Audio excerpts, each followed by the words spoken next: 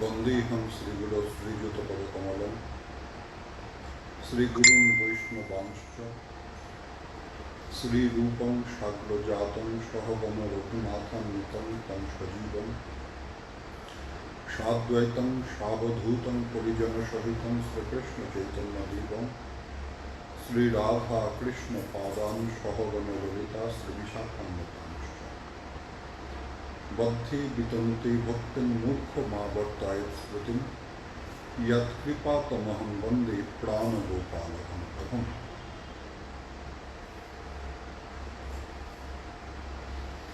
जय निताई।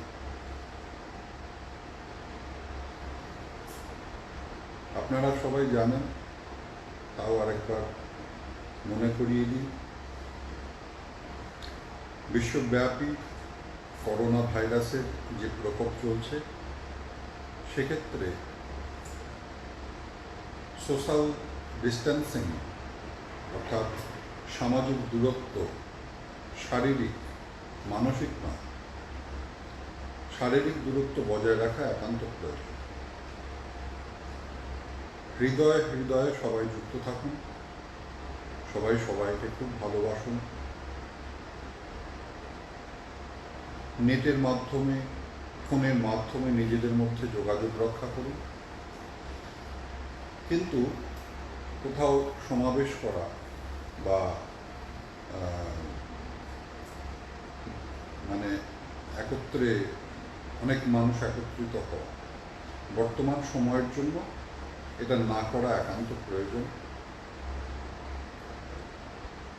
চতুর্দিকে যে লকডাউন চলছে, কোনো সন্দেহ নেই যে অসুবিধা তো হচ্ছেই, বিশেষ করে যারা আর্থিকভাবে দরিদ্র। দারিদ্রতা তো দু প্রকারের হয়, একটা হচ্ছে আর্থিক দারিদ্র আর একটা মানসিক দারিদ্র। তো যারা আর্থিকভাবে দরিদ্র, আমি তাদের কথাই বলছি, তাদের জীবিকাহীনতার কারণে তাদের সত্যি খুব অসুবিধা, কষ্টের একটা সময় যাচ্ছে, কিন্তু বর্তমান সময়ে এর কোনো বিকল্প নেই। সেই কারণে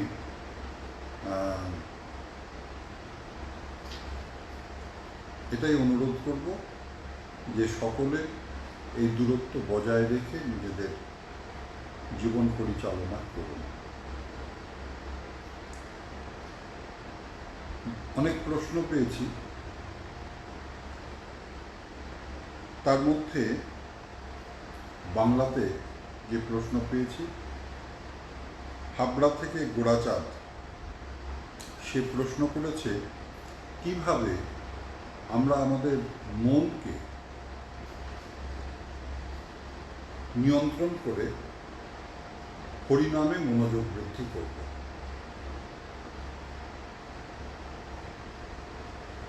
খুব সুন্দর প্রশ্ন।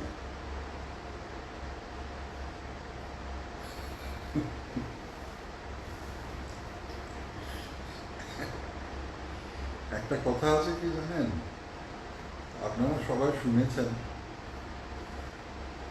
প্রশ্নটাতে অন্তত এতটুকু অনুভব করতে পারলাম যে গোড়াচাঁদ আমারই সন্তান, সে প্রশ্নটা করেছে যে গোড়াচাঁদ নাম করে এবং নামে মনোনিবেশ করতে চায়। এখন যে কথাটা আমি বলতে যাচ্ছি, ল্যাংটার নাই বাটপাড়ের ভয়। ল্যাংটার নাই বাটপাড়ের ভয়। এখন যে হরিনাম করে না তার আর কি বা নাম, কি বা মনোনিবেশ। তা সুতরাং এ প্রশ্ন সেই করতে পারে যে হরিনাম করে, দায়সারাভাবে করে না, সপ্রেম নিষ্ঠাসহ হরিনাম করতে চায়। উত্তর দেওয়ার আগে আমি ঠাকুরমশাই, নরোত্তম দাস ঠাকুরমশাই, ওনার যে প্রার্থনা কীর্তনাবলী রয়েছেন তাদের অন্তিম ভাগ আমি আপনাদের স্মরণ করাতে চাইব। অনেকগুলো প্রার্থনার পরিশেষে ঠাকুরমশাই বলছেন, শিবাভিলাষমাগে নরোত্তম দাস। যখন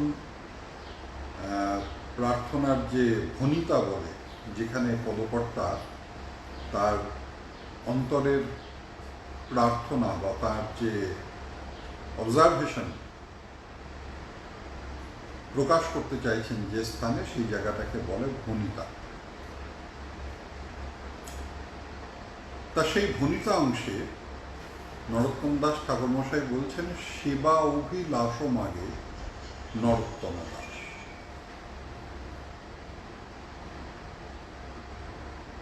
আমরা গৌড়ীয় বৈষ্ণব বা যারা গৌড়ীয় বৈষ্ণব আছেন বা শ্রবণ করছেন, আমাদের সকলের চরম প্রাপ্তি হচ্ছে ওই শ্রীধাম বৃন্দাবনে নিভৃত নিকুঞ্জে যুগল কিশোর কিশোরীর শিবা অভিলাষ প্রাপ্তি বা শিবা প্রাপ্তি। এটাই আমাদের কাছে সর্বশ্রেষ্ঠ, সর্বোচ্চ, যার চাইতে বড় আর কিছু হয় না, হতেই পারে না। সাক্ষাৎ যুগল কিশোর কিশোরীর সেবা সৌভাগ্য অর্জন করা, এ কি যে সে কথা?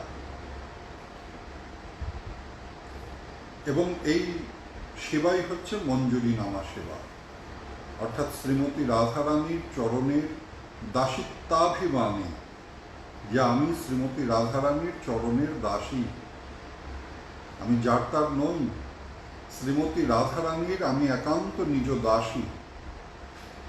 হৃদয়ে এই ভাব ধারণ করে যে ওই যুগল কিশোর কিশোরীর সেবা, সেটাই হচ্ছে মঞ্জুরি নামা সেবা। তা শুধু সেবা তো এটা নয়। ধরুন, যারা সখ্যভাবের পরিকর, যারা বাৎসল্য ভাবের পরিকর, বা যারা ব্রজজাতীয় ওই দাস্যভাবের পরিকর, এই সখ্য এবং বাৎসল্য আমি ব্রজজাতীয়, এটা একটু ধরে রাখতে হবে। তাদের হৃদয়ে তো সেবা বাসনা আছে।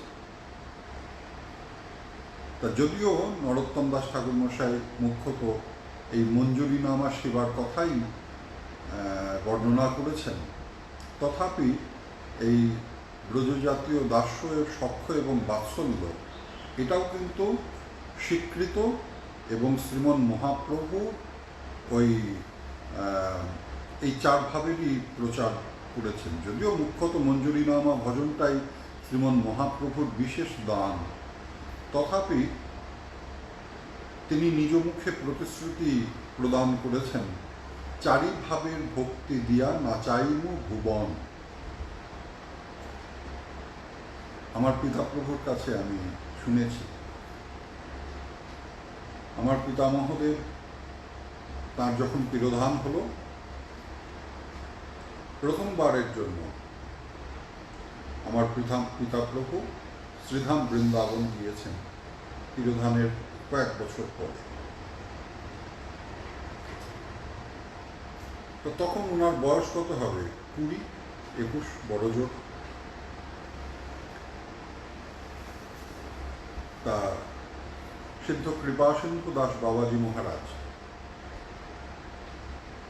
ভাগবত নিবাসে উনি তাঁর কুটিরে অবস্থান করতেন, এবং মোটের উপর তাকে তৎকালীন 84 ব্রজমণ্ডল তাকে ওই নেতার স্বীকৃতি, অর্থাৎ তাকে প্রধান জ্ঞান করতেন, এরকম একটা ভাব ছিল। তা তিনি বললেন যে, বাবা, তোমার পিতাপ্রভু অন্তিম যেবার এসেছিলেন, সেইবার ওই বেণুগীত পাঠ করেছিলেন। তুমি বেণুগীত পাঠ করো, তোমার মুখ থেকে একটু শুনি। শ্রীধাম বৃন্দাবনের ভাগবত নিবাসে শ্রীপাঠ। ব্রজমণ্ডলের বহু প্রবীণ প্রাচীন বৈষ্ণব, যারা প্রভু প্রাণগোপাল অর্থাৎ আমার একাধারে প্রপিতামহ এবং প্রাপ্র শ্রী গুরুদেব এবং প্রভু যদুগোপাল আমার একাধারে পিতামহ এবং পরমশ্রী গুরুদেব তাঁদের শ্রীপাঠ শ্রবণ করেছিলেন বা সঙ্গ লাভ করেছিলেন। তাদের সেই ধারার উত্তরসূরি এসেছেন, তা একটু সাক্ষাতের জন্য বা সঙ্গলাভের জন্য বা দেখার জন্য যে এর যোগ্যতা আছে কি নাই ইত্যাদি। যাই হোক, বহু বৈষ্ণববৃন্দ, প্রাতঃস্মরণীয় বৈষ্ণববৃন্দ, তারা সকলে এসেছেন। যাই হোক, ভাগবত নিবাসে শ্রীপাঠের ব্যবস্থা, রসিক বৈষ্ণবেরা সকলে এসেছেন। অধিকাংশই মানে বনবাসী বৈষ্ণব, অর্থাৎ বাবাজি সম্প্রদায়, উদাসীন বৈষ্ণব সম্প্রদায়। শ্রীপাঠ আরম্ভ হলো, খানিক পরেই তো ওই বৈষ্ণববৃন্দের মধ্যে নানা প্রকারের বিকার পরিদৃষ্ট হলো। কেউ হু হু করে কাঁদছে, কেউ রোমাঞ্চিত হচ্ছে, নানা রকম অবস্থা, কারো শ্লেষা ধারা দিয়ে পড়ছে। যাই হোক, প্রথম দিন তো দুরু দুরু বুকের অবস্থা, কারণ বৈষ্ণবদের সেবা করা তো যোগ্যতার প্রয়োজন।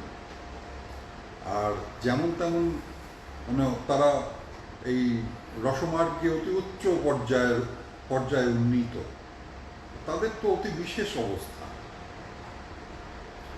তা সেই সমস্ত বৈষ্ণববৃন্দের সম্মুখে শ্রীপাঠ পরিবেশন করতে যাচ্ছি, আর নবীন যুবক, আমার পিতা প্রভুর অন্তরে একটা ভীতিভাব ছিল, সম্ভ্রম ভাব ছিল।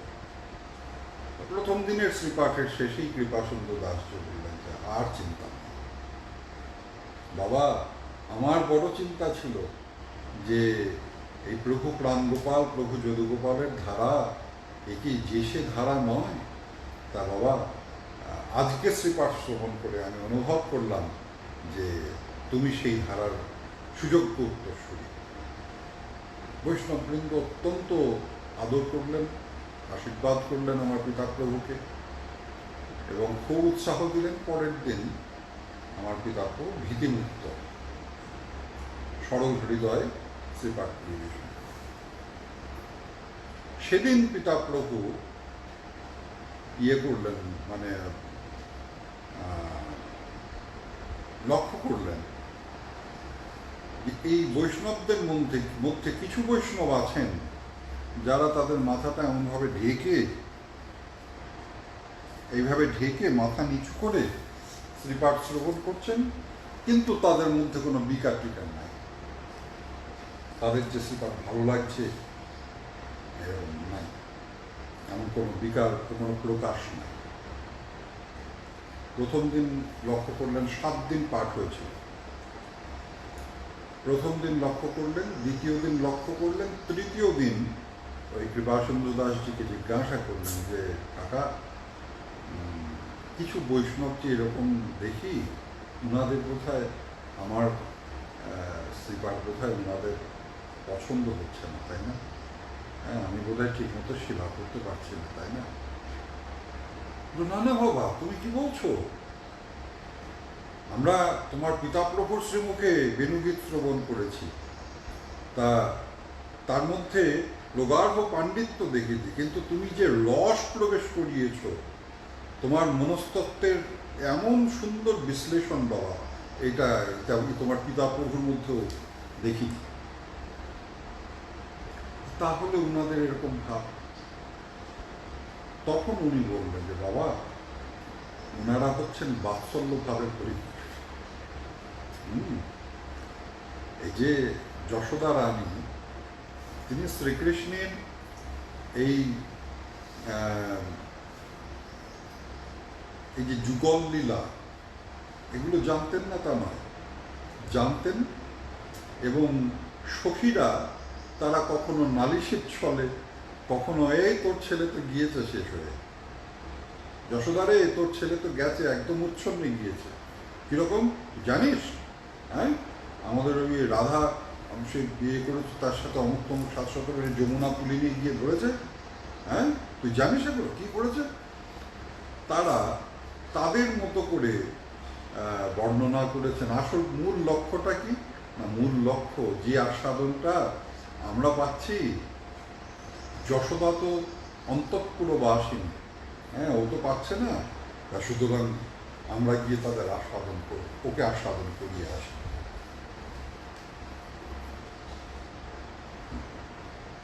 এইভাবে তারা নিজেদের একান্ত সেই ব্রজজাতীয় রসপূর্ণ পরিবেশন শৈলীতে তারা মা যশোদাকে এগুলো আস্বাদন করাতেন। মা যশোদা সব জানতেন, সব বুঝতেন, আস্বাদন করতেন, রসগ্রহণ করতেন, কিন্তু তার বাহ্য বহিঃপ্রকাশ নাই। কিরে কীর্তিদা, সই, তোর রাধে নাকি খুব ভালো রান্না করে? হ্যাঁ রে, আমার রাধে খুব, রান্না কি শুধু তোরাই খাবি নাকি? তা কি করব, কালকে পাঠিয়ে দিবি। শ্রীমতী রাধারানী তার সখীগণ সহ ওই এসেছেন নন্দালয়তে রন্ধন করবার জন্য। হ্যাঁ, আসল কথা কি, আসল কথা অন্য কিছু নয়। তিনি জানেন যে আমার কৃষ্ণ এই রাধেকে ভালোবাসে। হ্যাঁ, সান্নিধ্য দানের একটা প্রবণতা, প্রচেষ্টা, আর দ্বিতীয়ত ওই প্রেমাস্পদের রান্না, আমাদের শাস্ত্রে বলা আছে প্রেমাস্পদের রন্ধন ভোজন করলে পরমায়ু বৃদ্ধি হয়। প্রেমাস্পদের, আবার বলি, প্রেমাস্পদের রন্ধন ভোজন করলে পরমায়ু বৃদ্ধি হয়, আয়ু বাড়ে। হ্যাঁ, তা কৃষ্ণের কল্যাণ চিন্তায়, মানে দৈহিক এবং কৃষ্ণকে আনন্দ দেওয়ার প্রবণতায় এই ছলনা করে, এই যা কালকে, তাহলে আমি কালকে পাঠিয়ে দিই। শ্রীমতী রাধারানী রন্ধন করছেন, আর শ্রীমতী রঙ্গগন্ধ সমগ্র নন্দালয়তে ব্যাপ্ত হয়েছে। যে অঙ্গগন্ধ একমাত্র অনুভব করছেন আমার রসিকেন্দ্র চূড়ামণি শ্রীকৃষ্ণ, শ্রী রাধার অঙ্গগন্ধ। হ্যাঁ, তা সেই শ্রী রাধার অঙ্গগন্ধ প্রাপ্ত হয়ে ওই তিনি তো মা খিদে পেয়েছে। আসল কথা কিছু না, রন্ধনশালায় মা যশোমতী বসে আছেন, আর ওই শ্রীমতী রাধারানীকে একটিবার দেখার জন্য, শ্রীমতী রাধারানীর সঙ্গে একটিবার চোখাচোখি করার জন্য, শ্রীমতী রাধারানীর একটু হাসি দর্শনের জন্য, হয়তো মা যশোমতী পরম গাম্ভীর্যশালিনী, তার তো চরম মর্যাদাবোধ। হ্যাঁ, তা সেই পরম গাম্ভীর্যশালিনী শ্রীমতী রাধারানী, মা যশোমতী যেখানে রয়েছেন, তিনিও তো কৃষ্ণ অঙ্গগন্ধ লাভ করেছেন। কৃষ্ণের সেই যে ইন্দ্রনীল বর্ণের অঙ্গকান্তি, অঙ্গজ্যোতি, তিনি কৃষ্ণের দিকে না তাকিয়েও তিনি দর্শন করেছেন, আর কৃষ্ণের অঙ্গগন্ধ তার নাসারন্ধ্রে প্রবেশ করেছে। হ্যাঁ, তাঁরও ওই মাদনাক্ষ মহাভাব ক্ষুব্ধ হয়েছে, তিনিও হৃদয়ে চাঞ্চল্য অনুভব করছেন, কিন্তু পরম গাম্ভীর্যশালী। তিনি জানেন গুরুজনের সম্মুখে কোনো রকম বাতুলতা, বাচালতা করা যায় না। মা যশোদাই সুযোগ করে দিলেন, কিরে অমুকটা কইরে? নাই তো। শ্রীকৃষ্ণ তিনিও তককে তককে রয়েছে। কখন মা একটিবার যাবেন, তখনই তিনি এসে উপস্থিত হবেন। মা যশোদা অনুভব করলেন, সুযোগ করে দিলেন। হ্যাঁ, কি একটা আমার আছিলায় তিনি অন্যদিকে চলে গেলেন, সঙ্গে সঙ্গে মা খিদে পেয়েছে। মা যশোমতী কক্ষে নেই, শ্রীমতী রাধারানী একবার ঘুরে তাকালেন, মধুর একটু হাসি দর্শন করলেন, ওইটুকুই প্রাপ্তি। ওই হাসিটুকু দর্শন করেই রসিকেন্দ্র চূড়ামণির হৃদয় আনন্দে, পরমানন্দে, সেই অপ্রাকৃত আনন্দে পরিপূর্ণ।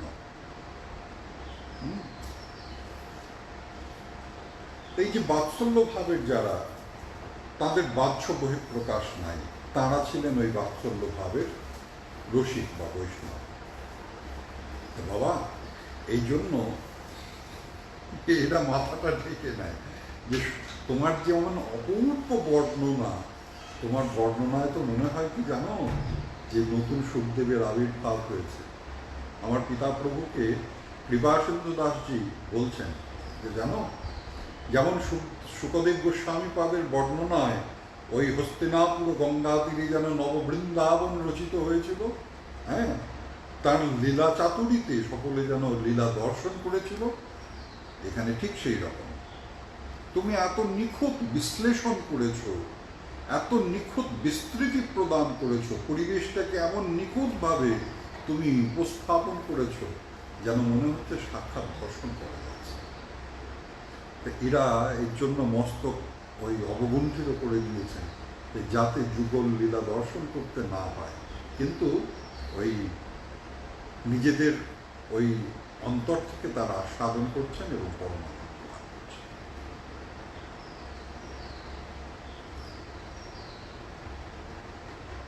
সুতরাং দাস্য, ব্রজজাতীয় দাস্য, ব্রজজাতীয় সখ্য, ব্রজজাতীয় বাৎসল্য, ব্রজজাতীয় মধুর, এই চারটে ভাব দিয়ে আমাদের ওই শ্রী যুগল আরাধনা করা, এটা গৌড়ীয় বৈষ্ণবদের জন্য ওই বিধেয় বা প্রশস্ত। কিন্তু তার মধ্যেও যেভাবেই থাক না কেন সেবা অভিলাষটা তো থাকার দরকার, সেবা করতে হবে। সেবা বা প্রাপ্তির যে বাসনা, তা আমাদের নরোত্তম দাস ঠাকুর মশাই তিনি বলছেন, সেবা অভিলাষ মাগে নরোত্তম দাস। সেবা প্রাপ্তির মানে সেবার প্রার্থনা করেননি, তার কিন্তু সেবার প্রার্থনা নাই, তিনি প্রার্থনা করছেন সেবা প্রাপ্তির অভিলাষ। কারণ তীব্র অভিলাষ সেবা প্রাপ্তি করিয়ে দেবে, কিন্তু সেবা প্রাপ্তির যদি অভিলাষটা তীব্র না হয়, তীব্র মানে ন কিনাপি প্রতিহত, যেটা কোনোভাবে ওই প্রতিহত করা যায় না। আমরা তীব্র শব্দের অর্থটা তো ঠিক অনুভব করি না। তীব্র প্রতিবাদ করা হয়েছে, তা তীব্র প্রতিবাদ করা হলে সে কাজ করা যাবে। তীব্র মানে ন কিনাপি প্রতিহত, যেটা কিছুর দ্বারা প্রতিহত করা যাবে না তাকে বলা যাবে তীব্র। এমন অভিলাষ যেটা জগৎ, জাগতিক, আমি, আমার ইত্যাদি ইত্যাদি আধি ব্যাধি কোনো কিছুর দ্বারা যে অভিলাষ কোনোভাবে ওই বিনষ্ট হবে না, বা কোনোভাবে যে অভিলাষ ওই শিথিল হয়ে যাবে না।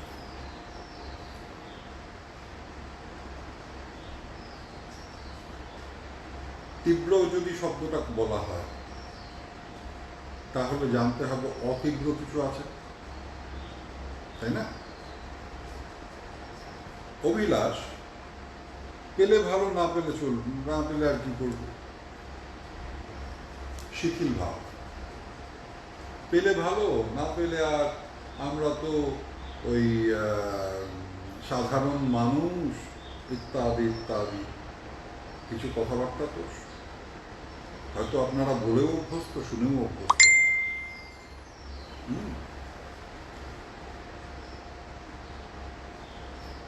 শিথিল ভাব নয়। যেমন ধরুন জল, এই জলটাই যখন বরফে পরিণত হয়, জলই বরফটা তো বরফের মানে ওই বিষয় কি, বরফের যে মেটেরিয়াল সেটা কি, জল। তা জল আর বরফের মধ্যে পার্থক্য কি? বরফটা শক্ত আর জলটা তরল। তাতে কি হয় না, বরফের ধরুন একটা বরফের চাই আছে, আপনি একটা ঢিল মারলেন, ওই ঢিলটা হয় উপরে গিয়ে পড়ে থাকবে অথবা ধাক্কা খেয়ে চলে যাবে। তার মধ্যে আপনি এক মুঠ বালি ফেলে দিলেন, বালিটা ভিতরে ঢুকে যাবে না, বালিটা উপরে পড়ে থাকবে, আবার সরিয়ে দেওয়া যাবে, ইচ্ছা করলে সেই বরফকে পরিষ্কার করে নেওয়া যাবে। কিন্তু সেটা যদি জল হয়, সেই জলের মধ্যে ঢিল মারা মাত্র জল ভেতরে ঢুকে, ওই ঢিল জলের ভেতরে তলিয়ে যাবে। সেটা যদি বালি হয় সেটা ভেতরে তলিয়ে যাবে। সেটা আপনি যাই ছুঁড়ে দেন, একটা বাসন, একটা মেটেরিয়াল ছুঁড়ে দিন, সেটা নিচে তলিয়ে যাবে। তা তীব্র বাসনা আর ওই শিথিল বাসনার মধ্যে ওই ফারাকটা এখানে। ফারাকটা কোথায়? না, তীব্র বাসনা হচ্ছে বরফের মতো, ভেতরে কিছু ঢুকবে না, তার ভিতরে কিছু ঢুকবে না, হয় ধাক্কা খেয়ে বেরিয়ে যাবে, নয় উপরে পড়ে থাকবে, ইচ্ছা হলেই পরিষ্কার করে নেওয়া যাবে। কিন্তু শিথিল, অর্থাৎ সেটা যদি জলের মতো হয়, তাহলে কিন্তু ওই সব ভেতরে ঢুকে যাবে। অর্থাৎ ওই জলের ভেতরে ময়লা আছে না ওই ঢিল আছে, ওই আত্মেন্দ্র প্রতিবাঞ্ছা, তারপর নানা প্রকারের যে ওই সেবা প্রাপ্তির অন্তরায় ইত্যাদি ইত্যাদি কারণসমূহ, সেই কারণসমূহ থাকতে পারে, যে কারণে ওই তীব্রতা প্রয়োজন। এই তীব্র অভিলাষ আমাদেরকে সেবা প্রাপ্তিতে ওই উত্তীর্ণ করে। সুতরাং এখানে ঠিক সেই রকম আমার গোড়াচাঁদ দাস, আমারই সন্তান, সে যে প্রার্থনাটা করেছে যে আমরা কিভাবে ওই নিজের হৃদয়কে নামের প্রতি একাগ্র করার জন্য প্রস্তুত করব। এতক্ষণ যে কথাগুলো বললাম, কেন বললাম? গল্প করার জন্য নয়।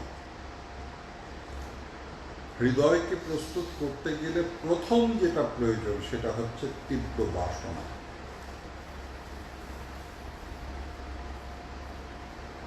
এমন বাসনা যেটা ন কেনাপি প্রতিহত। আমি এক যোগে এক মনে নাম করব, তার পক্ষে তীব্র প্রার্থনা, তীব্র বাসনা। হ্যাঁ, আমার যেন নামের অতিমতি হয়, নাম বিনে কলিতে কোনো গতি নাই।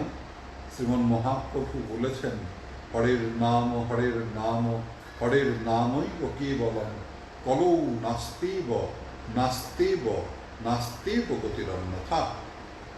হরিনাম হরিনাম হরিনামই একমাত্র অবলম্বন। এই কলিতে নাম বিনে গতি নাই, গতি নাই, গতি নাই। এই যে ত্রিসত্যি তিনবার যে বলা হলো, এই বস্তুটাকে বলা হয় ত্রিসত্য। হ্যাঁ, তা এটা কি না, গতি নাই, গতি নাই, গতি নাই। যে কোনো বিষয়বস্তুর সর্বোচ্চ গুরুত্ব প্রকাশ করবার জন্য এই ত্রিশক্তির ওই আশ্রয় গ্রহণ করা হয়। তা সেই যে ব্রজেন্দ্র নন্দন রসরাজ মহাভাবের মিলিত তনু আমার গৌর সুন্দর, তিনি এই শ্রী নামের উপপ্রতি বা নামের যে ওই নাম ছাড়া গতি নাই, এই বস্তুটা প্রকাশ করবার জন্য এই নাস্তিয়েব নাস্তিয়েব নাস্তিয়েব গতিরন্যথা, এছাড়া গতি নাই, গতি নাই, গতি নাই, এ কথা বলে এই কলিযুগেতে নামের সর্বোচ্চ গুরুত্ব আরোপ করলেন। নামেতে সেই গুরুত্ব অনুভব করা এবং সেই সঙ্গে হৃদয় থেকে অনুভব করা যে নাম ছাড়া গতি নাই। তা সুতরাং সর্বপ্রথম যেটা দরকার, তীব্র আরতি, তীব্র ওই আরতি যে আমার নাম ছাড়া গতি নাই, সুতরাং আমাকে এক মনে হরিনাম করতেই হবে, করতেই হবে, করতেই হবে। একটা প্রশ্ন আমি বহু জনের থেকে শুনেছি। প্রশ্নটা কিরকম না, প্রভু কি জানেন, আমদিকে যেই বসি দেখি দুনিয়ার চিন্তা মাথায় চলে আসে।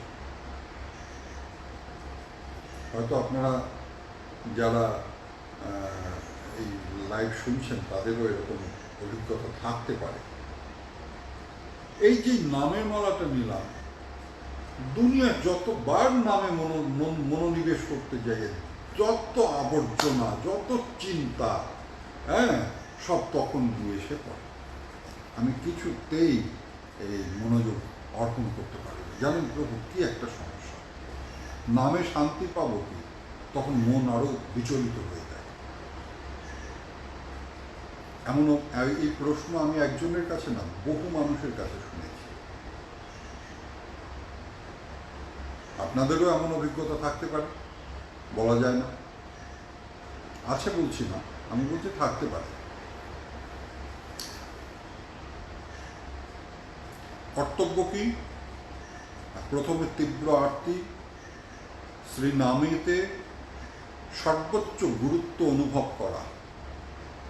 দ্বিতীয়টা হচ্ছে নামের চরণে প্রার্থনা, এই নাম আমাকে কৃপা করে। আমাদের যখন শ্রী শ্রী গুরু নির্যান মহামহোৎসব হয়, তখন সকালে এই নামের চরণে প্রার্থনার একটা কীর্তন ওই ধারা পরম্পরা অনুসারে চলে আসছে, একদম সেই প্রভু প্রাণগোপালের সময়। নাম মামায় দয়া করো, ও হে অধম তারণ অতীত পাবন, নাম আমায় দয়া করো, যেন বলতে নয়ন ধারা বহে, আমায় এই করুণা করো হে নাম, যেন বলতে নয়ন ধারা বহে, যেন কেঁদে কেঁদে আমি গাইতে পারি, আমায় এই করুণা করো হে নাম, যেন কেঁদে কেঁদে আমি গাইতে পারি, ওই নয়ন জলে বুক ভাষায়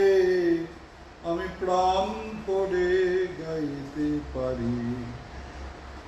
দীর্ঘ আরো বড় আছে।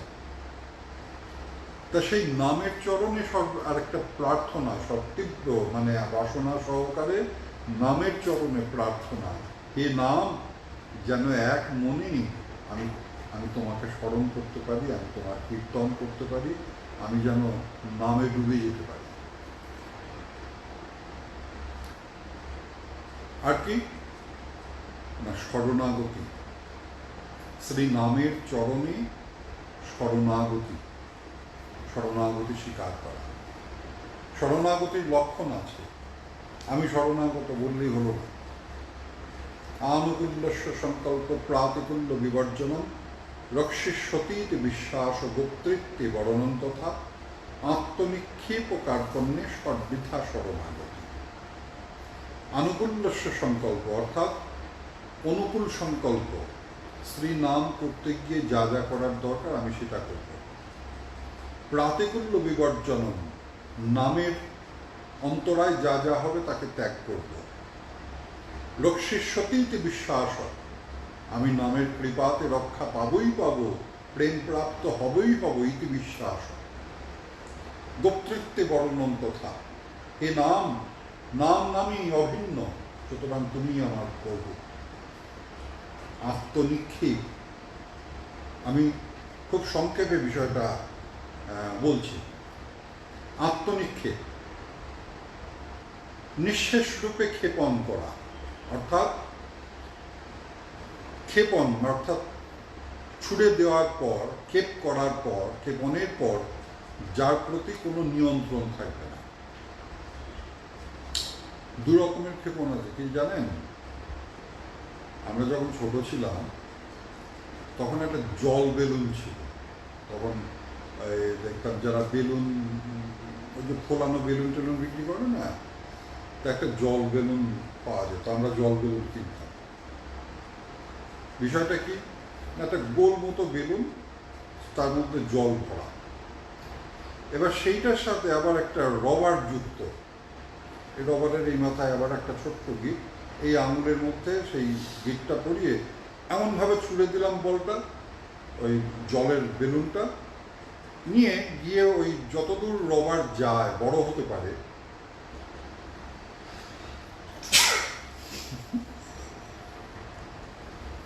হাঁচছি বটে, করোনা নেই।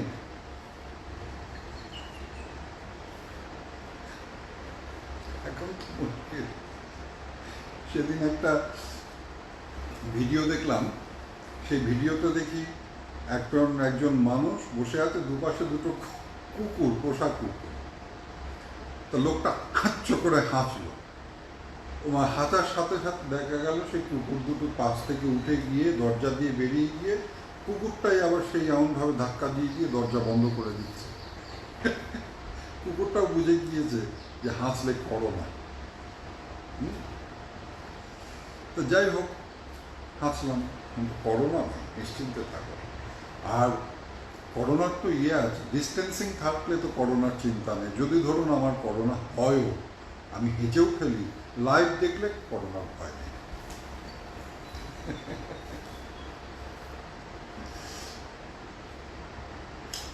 তো যেটা বলছিলাম, ওই রাবারটা এমনভাবে ছুঁড়ে দিলে আবার ওটা আবার ফিরে আসতো, দম করে ফিরে আসতো। আমরা আবার ছুঁড়ে দিলাম, আবার রাবারটা যতদূর বড় হলো, বড় হয়ে আবার সেটা ওই ব্যাক করত। ওটাও ক্ষেপণ, কিন্তু তাকে নিক্ষেপ বলা যাবে না। ওই যে এখন যে ছেলেপেলেগুলো কি বলে, বেপ্লেট না কি বেশ বলে না, ওই যে একটা গোল হুইলের মধ্যে দড়ি বাঁধা থাকে, এমনভাবে ছুঁড়ে দিল, দড়িটা যতদূর বড় হলো গেল, আবার গোল গোল গোল গোল গোল করে ঘুরতে ঘুরতে ফিরে আসলো। ওটাও ক্ষেপণ বটে, কিন্তু নিক্ষেপ বলা যাবে না। নিক্ষেপ কোনটা? ছোড়ার পরে যার প্রতি নিয়ন্ত্রণ থাকবে না, সেটা হচ্ছে নিক্ষেপ। আত্মনিক্ষেপ, নামের চরণে নিজেকে ক্ষেপণ করা, বা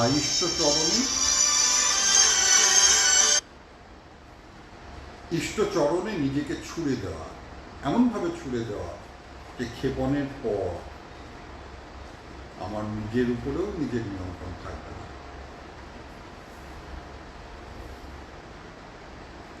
আর তারপর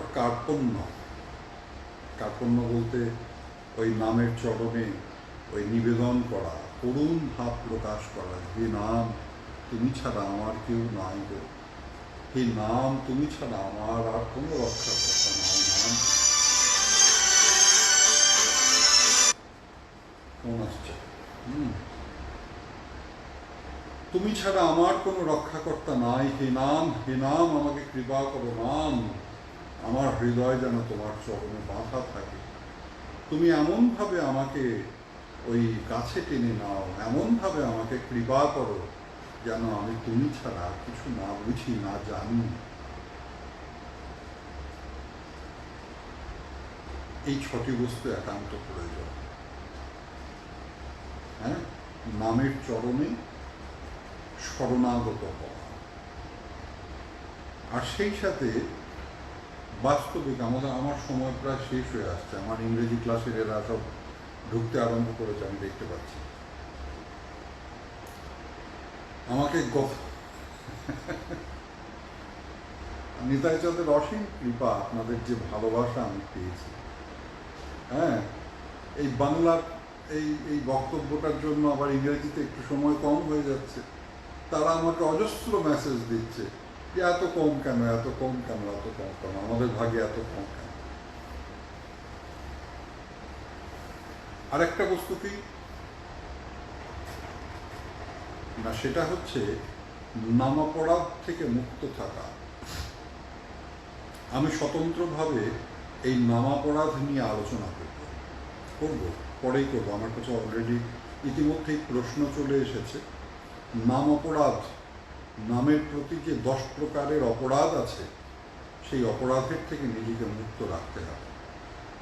হ্যাঁ, এই নাম অপরাধ মুক্তি সম্বন্ধে আমি পরবর্তীতে আলোচনায় আসবো। আর পরিশেষে বলবো, সংক্ষেপে আমি শেষ করছি, পরিশেষে বলবো যে নামের সাথে স্মরণ যোগ করতে হবে।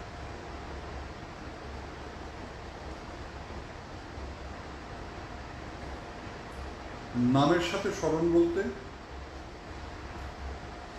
ওই যে মঞ্জুরি নামা স্বরূপ, মঞ্জুরি স্বরূপ শ্রী গুরুদেবের থেকে যারা প্রাপ্ত হয়েছেন তাদের তো লীলা স্মরণই কর্তব্য, কিন্তু লীলা স্মরণের পূর্বে নিজেকে প্রস্তুত করা আরও বেশি কর্তব্য। আপনি যদি পুরুষ হন পুরুষ ভাব নিয়ে, আপনি যদি রমণী হন রমণী ভাব নিয়ে নিত্য লীলা স্মরণে প্রবেশ, এটা কর্তব্য নয়। এতে অপরাধ সৃষ্টি হতে পারে, হয় বলবো না, হতে পারে, সম্ভাবনা আছে। কারণ অহংকার নিয়ে, অর্থাৎ আমি পুরুষ আমি রমণী, যদিও ওই নিভৃত নিকুঞ্জে যারা আছেন সকলেই রমণী স্বরূপ, হ্যাঁ, মঞ্জুরি বৃন্দ সখী বৃন্দ, একমাত্র পুরুষ তো শ্রীকৃষ্ণ। কিন্তু যদি কোনো রমণী মনে করে থাকেন যে আমি তো রমণী প্রকৃতি স্বরূপ, তা শুধু স্বরূপা, তা সুতরাং আমার কোনো দোষ নেই, আছে। পুরুষ ভাব বা প্রকৃতি ভাবটা নয়, অহংকারটা হচ্ছে মূল কথা। আপনি যদি মনে করেন আপনি প্রকৃতি, তার মানে আপনার অহংকার এখনো যায়নি। হ্যাঁ, ওই যে শ্রীধাম বৃন্দাবনে নিভৃত নিকুঞ্জে, সেখানে কেউ নিজেকে প্রকৃতি জ্ঞানও করে না। না সো হম রমণ না হাম রমণী দুঃখু মন মনোভব পেশ যা। সেখানে কেউ নিজেকে রমণী অনুভব করে না, তারা আত্ম অনুভব রহিত জন। তারা এতটাই আত্ম অনুভব রহিত জন, তাদের মন প্রাণ হৃদয় সমস্ত কিছু এত বেশি শ্রীমতী রাধারানীর চরণে ওই নিয়োজিত যে তার বাইরে তারা কি, তারা প্রকৃতি না কি, সে বিষয়ে তাদের অভিনিবেশ নেই। তা সুতরাং সেক্ষেত্রে কর্তব্য কি না, যারা মঞ্জুরি স্বরূপ প্রাপ্ত হয়েছেন তারা নাম সহযোগে শুধু নিজের স্বরূপটা চিন্তা করুন, এই ভাবটা হৃদয়ে প্রবেশ করানোর চেষ্টা করুন। যারা না পেয়েছেন তারা লীলা স্মরণ, লীলা ওই তীর্থক্ষেত্র স্মরণ করুন। ধরুন আপনি ওই পুরীধামে গিয়েছেন, জগন্নাথ মন্দিরে, প্রথমে সিংহদ্বারে প্রণাম করুন। এদিকে হরিনাম চলছে, কিন্তু হাতে ওই অন্তরে হরিনাম চলবে, শ্রীমুখে হরিনাম চলবে, জপ চলবে, আর স্মরণে আপনি চিন্তা করছেন। এবার সিংহদ্বারে প্রবেশ করলেন, তারপর প্রবেশ করে প্রথমেই দক্ষিণে পতিত পাবন জগন্নাথ দেব আছেন, তাকে প্রণাম করলেন, তার দর্শন করলেন। তারপরের দ্বার অতিক্রম করে ধাপে ধাপে ধাপে ধাপে সিঁড়ি দিয়ে উঠলেন। সিঁড়ি দিয়ে উঠে ওই মন্দিরের যে পশ্চাৎ অংশটা, অর্থাৎ জগন্নাথের শ্রীমুখ যেদিকে, অর্থাৎ গরুস্তম্ভের ঠিক ঠিক পশ্চাতের যে ওই জায়গায় দাঁড়িয়ে খানিক দর্শন করলেন। তারপর বাম দিক দিয়ে হাঁটলেন, বাম দিক দিয়ে হাঁটলেই ওই প্রসাদ মন্দিরের, ভোগ মন্দিরের প্রবেশের দ্বার, সেখান থেকে হেঁটে আরেকটু অগ্রসর হয়ে তারপর ওই পরিক্রমা করতে করতে করতে করতে একটা প্রথম পরিক্রমা সম্পন্ন হলো। তারপরে গিয়ে আপনি ওই জগন্নাথ মন্দিরে ধাপে ধাপে প্রবেশ করলেন, জগন্নাথ দর্শন করলেন। প্রথমে দর্শন করে তারপর চলে গেলেন ওই গম্বুজে। হ্যাঁ, সেখানে গিয়ে ওই ওই যেখানে গরুর স্তম্ভ আছে, শ্রীমন মহাপ্রভুর আঙুলের ছাপ আছে, আঙুলেতে খানিকটা বসে গিয়েছে। যেবার বড় হওয়ার পর প্রথম যেবার পুরীধামে গিয়েছিলাম, আমার শ্রী গুরুদেব তথা পিতৃদেব তিনি আমাকে শিখিয়েছিলেন এই মধ্যে আঙুল রাখলাম, এবার আঙুলের পিছনে গালটা ঠেকালাম। তারপর বললাম, দেখ এখান থেকে শুধু জগন্নাথকে দেখা যাবে, সুভদ্রা বা বলরামকে কিন্তু আর দেখা যাবে না। কারণ শ্রীমন মহাপ্রভু তো ওই শ্রীমতী রাধারানীর ভাবে বিভাবিত ছিলেন। তা ওই জ্যেষ্ঠ ভ্রাতা অর্থাৎ ভাসুর, তার সামনে সরাসরি নাগরের দিকে দৃষ্টিপাত করা এটা মর্যাদা নয়। হ্যাঁ, এতে রসাভাস সৃষ্টি হয়। দর্শন করলেন, তারপর মন্দিরের অভ্যন্তর আরো যা যা আছে চতুর্দিকে শৈলী দর্শন করে বেরিয়ে আসলেন। এই যে আপনি দর্শন করতে আনন্দবাজারে প্রবেশ করলেন, সেখানে মহাপ্রসাদ দর্শন করলেন, কিঞ্চিত মহাপ্রসাদ আপনি আস্বাদন করলেন, তারপর আবার ধীরে ধীরে ধীরে ধীরে মন্দির থেকে বেরিয়ে আসবেন। এই আপনি দর্শন স্মরণ করবেন। আপনি রাধাকুণ্ড পরিক্রমা করছেন, আপনি শ্রীধাম বৃন্দাবনে পঞ্চক্রোশে পরিক্রমা করছেন, আপনি গিরিরাজ পরিক্রমা করছেন, আপনি রাধাকুণ্ডে একটার পর একটা মন্দির দর্শন করছেন, মন্দিরে প্রবেশ করছেন, দর্শন করছেন, আপনি গোবিন্দ, গোপীনাথ, মদনমোহন, রাধারমন, গোকুলানন্দ, তারপর রাধা দামোদর, শ্যামসুন্দর ইত্যাদি দর্শন করছেন। এই মন্দিরের দ্বার থেকে আরম্ভ করে দর্শন সম্পন্ন করে ফিরে আসা নাম যুগে করতে থাকুন, তাহলে মাথাতে অন্য চিন্তা আসবে না। তাও চলে আসতে পারে। তখন কি হলো, যেই আপনার মনে হলো আরে আমি তো রাধাকুণ্ড স্মরণ করছিলাম, ব্যাস আবার যেখানে শেষ করেছিলেন সেখান থেকে আরম্ভ করুন, স্মরণটা, নাম নয়। আবার হয়তো মনোযোগ অন্যত্র চলে গিয়েছে, যেই মাত্র মনে পড়লো যে আপনার মনোযোগ অন্যত্র গিয়েছে, আবার ফিরে আসুন, আবার নাম করুন।